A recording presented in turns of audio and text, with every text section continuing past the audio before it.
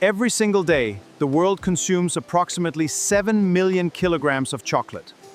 That is roughly the combined weight of the entire population of Denmark, eaten in 24 hours, by people on every continent, in nearly every country on Earth.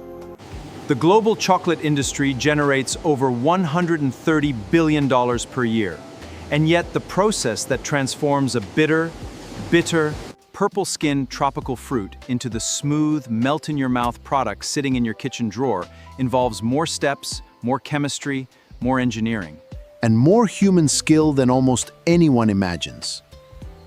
The Cadbury factory in Bournville, England, and the Lindt facility in Kilchberg, Switzerland, are two of the most storied food manufacturing sites in existence. And what happens inside them is a story that begins not in Europe, but in the rainforests of West Africa. By the end of this video, you'll know exactly how it's made. Chocolate is the product of one of the most geographically concentrated agricultural supply chains in the food industry. The cacao tree, Theobroma cacao, whose name in Greek means literally food of the gods, grows only within approximately 20 degrees of the equator in the humid, sheltered understory of tropical forests. It is a finicky, demanding plant. It requires consistent warmth, high humidity, protection from wind, and deep, well-drained soil. The vast majority of the world's cacao is grown in West Africa, with Ivory Coast and Ghana together accounting for roughly 60% of global supply. Indonesia, Ecuador, Cameroon, and Nigeria contribute most of the remainder. The cacao pod, an elongated, football-shaped fruit that grows directly from the trunk and main branches of the tree, which is itself one of the more visually bizarre sights in tropical agriculture, contains between 20 and 50 cacao beans embedded in a white, sweet-sour pulp. A single tree produces only about 20 to 30 pods per year. A skilled harvester can work through hundreds of trees in a day, cutting the right pods with a machete, splitting them open, and scooping the beans and pulp into collection piles or baskets. The beans, at this point, taste nothing like chocolate. They are white and fleshy, bitter, astringent, and have essentially none of the complex aromatic compounds that define chocolate flavor. The transformation begins in a process that has been practiced for thousands of years, but is still not completely understood at the molecular level: fermentation.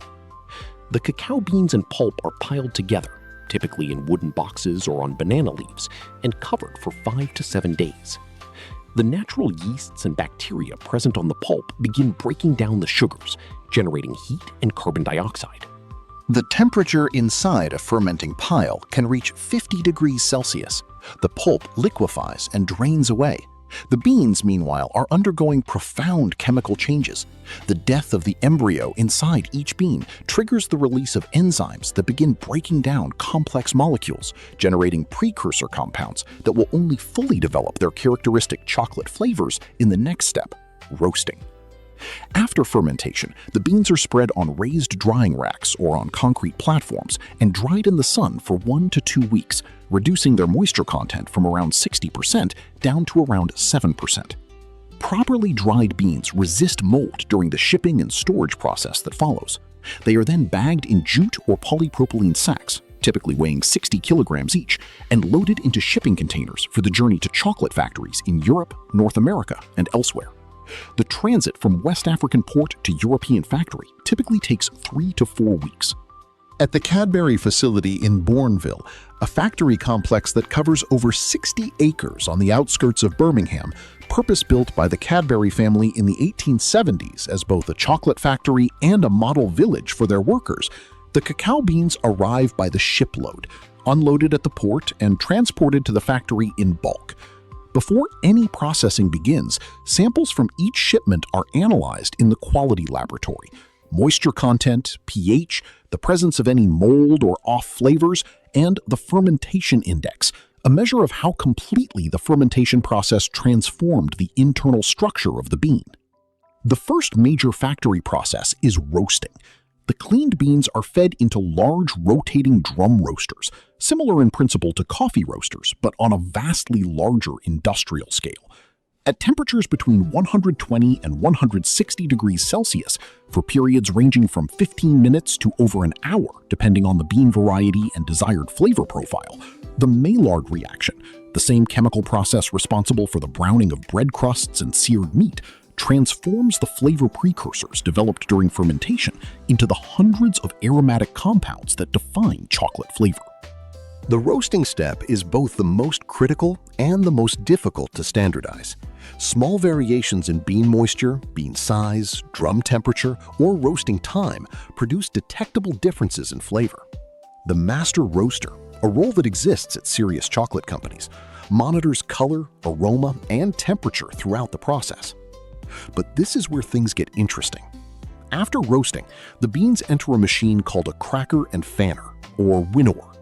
The roasted beans are cracked open by passing through a series of rollers. Then the mixture of broken shells and inner bean pieces is subjected to a controlled air current. The lighter shell fragments, called husks, are blown away and collected separately, while the heavier inner nibs fall through the airstream into collection hoppers. The husks are not wasted. They find use as garden mulch, animal feed, and increasingly as a flavoring ingredient in craft beverages. The nibs that remain are the pure, unadulterated essence of chocolate. The next stage is grinding, and it is where liquid chocolate, in its most fundamental form, first appears. The cacao nibs are fed into machines called mélangeurs, or industrial grinding mills, where they are ground between heavy stone or steel surfaces. As the cell walls of the nib particles break down, the fat they contain, cacao butter, which makes up roughly 50% of the nib's weight, is released. This fat is liquid at the grinding temperature, and it gradually transforms the ground nibs from a rough paste into a flowing liquid called chocolate liquor or cacao mass. It contains no alcohol. The word liquor here refers simply to the liquid state. At the Lindt factory in Kilchberg, perched on the shore of Lake Zurich, the same facility where Rodolphe Lindt invented the conching process in 1879, this liquor would have been considered the finished product in the early days of chocolate manufacturing. But plain ground chocolate liquor, even of excellent quality, is a far cry from the smooth, complex product that defines Lindt's reputation. The steps that follow are what separate premium chocolate from ordinary. The chocolate liquor is pressed in hydraulic presses that separate the cacao butter from the solid cacao solids, the press cake that, when ground to powder, becomes cocoa powder. The separated cacao butter is the most valuable fat in the food industry by weight, prized not just for its role in chocolate, but for its unique melting curve that makes it liquid at body temperature but solid at room temperature, the property responsible for the way chocolate melts on the tongue. At this stage, the manufacturer has two separate ingredients, cacao butter and cacao solids. To make chocolate, they must be recombined, along with sugar, milk solids for milk chocolate, and additional cacao butter to achieve the desired fluidity. Most people never realize what happens next. The recombined ingredients, cacao solids, cacao butter, sugar, milk powder, are mixed and then fed through a series of progressively finer steel rollers called a 5-roll refiner. These machines are remarkable objects, 5 massive polished steel cylinders arranged in a stack, each one rotating in the opposite direction from its neighbor. The chocolate passes upward through the narrowing gaps between the rollers, with each gap set tighter than the last. The coarsest chocolate, entering the bottom of the machine, has particles the size of about 100 to 200 microns.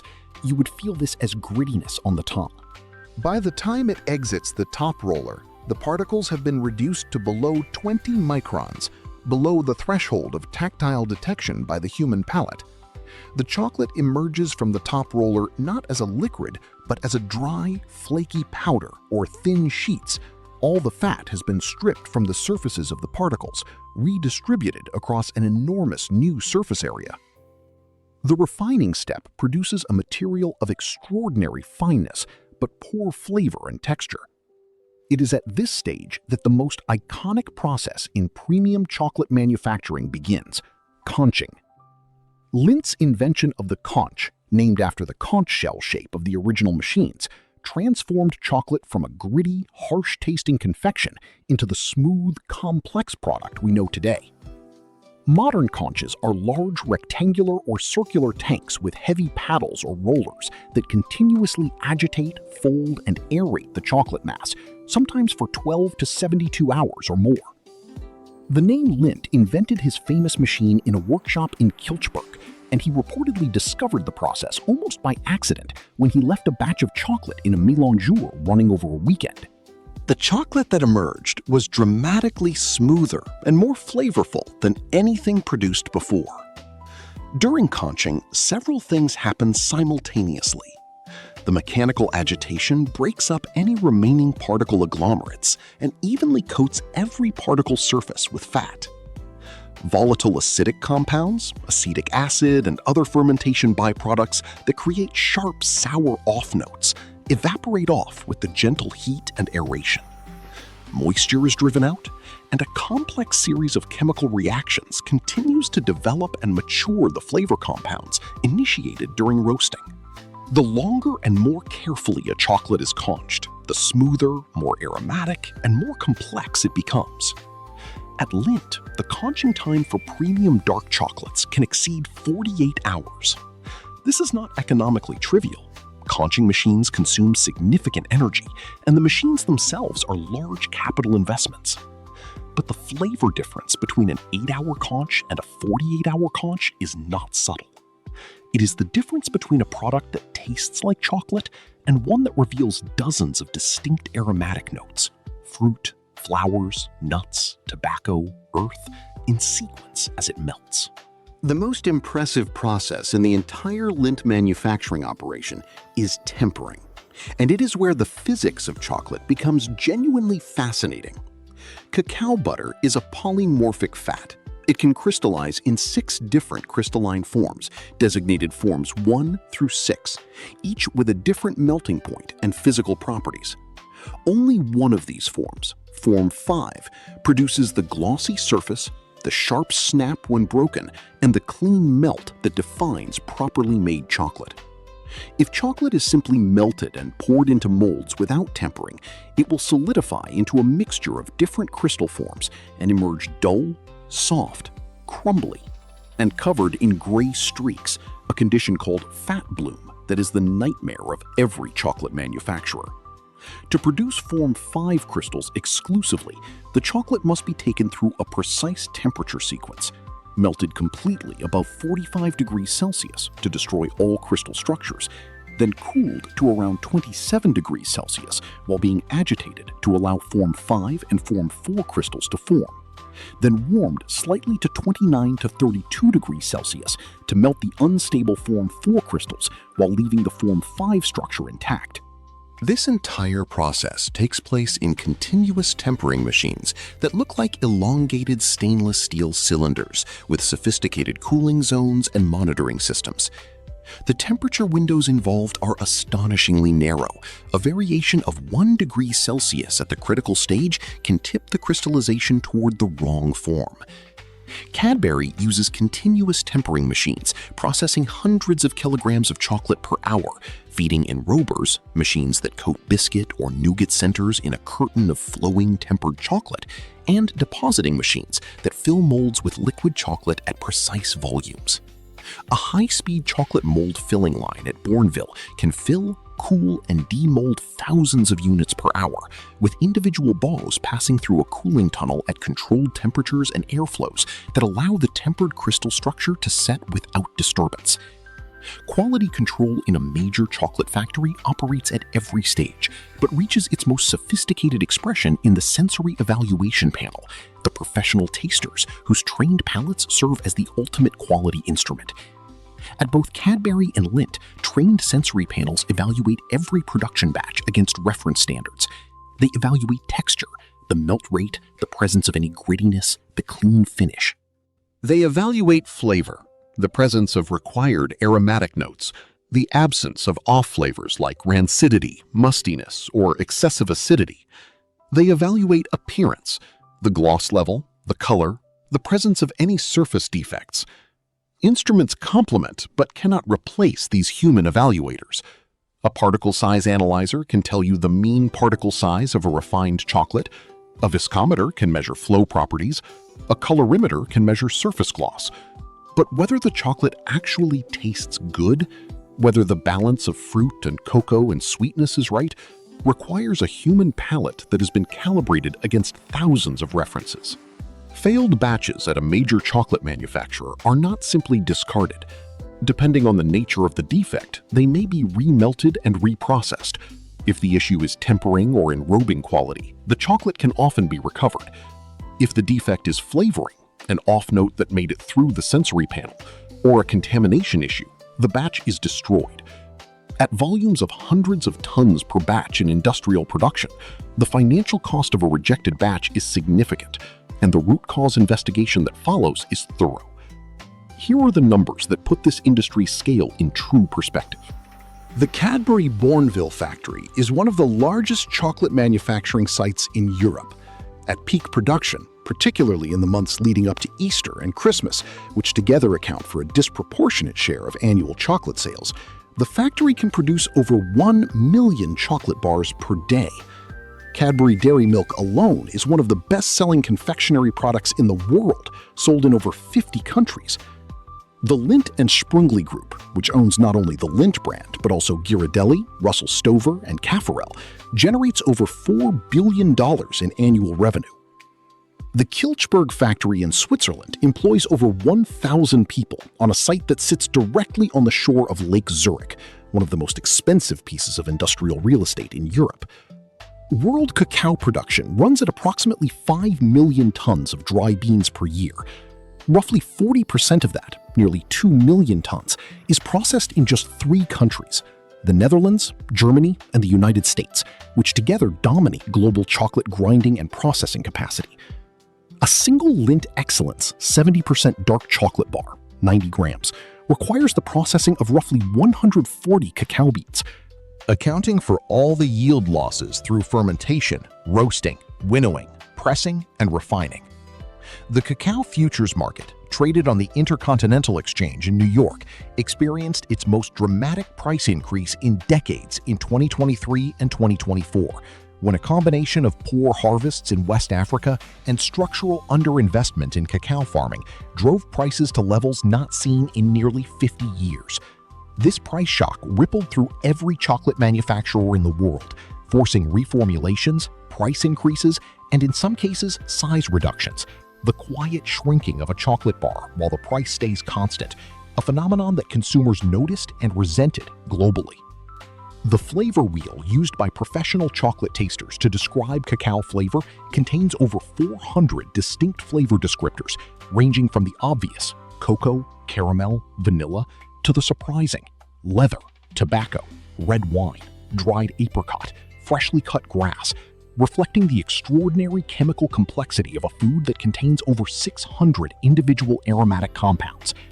The finished product, whether a Lindt Excellence 70% dark chocolate square or a Cadbury Dairy Milk bar, sits in its wrapper on a supermarket shelf, in a petrol station, in a duty-free shop, in a Christmas stocking, and connects the person who opens it to a chain of people and processes that spans the equatorial forests of Ivory Coast, the ports of Abidjan and Tema, the factories of Birmingham and Kilchberg, and centuries of accumulated craft, chemistry, and engineering. It costs a few dollars. It took approximately a year from the flowering of the cacao tree to the moment it reaches the hand that opens it. It carries within its chemistry the terroir of a specific farm, the decisions of a specific roast master, the duration of a specific conch, and the judgment of a specific sensory panel. That most people eat it in about 30 seconds without thinking about any of this is somehow both perfectly understandable and genuinely astonishing. What part of the chocolate-making process surprised you most? The tempering physics? The conching time? The cacao supply chain? Or something else? Tell us in the comments. We are building a library of the world's most extraordinary factories, and your suggestions shape which ones we explore next. Subscribe and join us for the next one. It is going to be just as good.